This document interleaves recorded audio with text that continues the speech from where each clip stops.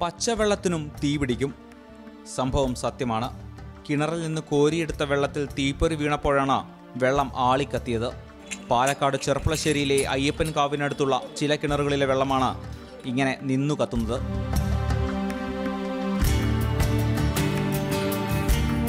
പ്രദേശത്തെ പെട്രോൾ പമ്പിന് തൊട്ടടുത്തുള്ള കിണറുകളിലാണ് ഈ പ്രതിഭാസം.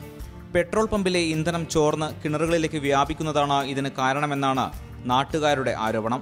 കിണറുകളിലെ വെള്ളത്തിന് പെട്രോളിന്റെ ഗന്ധവുമുണ്ട്. കിണറ്റിലേക്ക് നോക്കുമ്പോൾ തന്നെ കാണാം പെട്രോൾ പാടയായിട്ട് ഇങ്ങനെ നിൽക്കണം. അതിൻ്റെ ഡെൻസിറ്റിയിലുള്ള വ്യത്യാസം കാരണം പൊന്തിക്കിടക്കുകയാണ് പെട്രോൾ. അത് കോരി ഒരു തീപ്പെട്ടി ഉരച്ച് കൊള്ളിയിലിട്ടപ്പോൾ ആളി കത്താൻ തുടങ്ങി. പെട്രോൾ പമ്പിന് സമീപത്തെ 10ഓളം കുടുംബങ്ങൾക്ക് സ്വന്തം കിണറുകളിലെ വെള്ളം ഉപയോഗിക്കാനാകാത്ത സ്ഥിതിയാണ്. വർഷങ്ങളായി പ്രശ്നം അനുഭവപ്പെടുന്നുണ്ടെങ്കിലും ഇപ്പോഴാണ് സ്ഥിതി രൂക്ഷമായത്.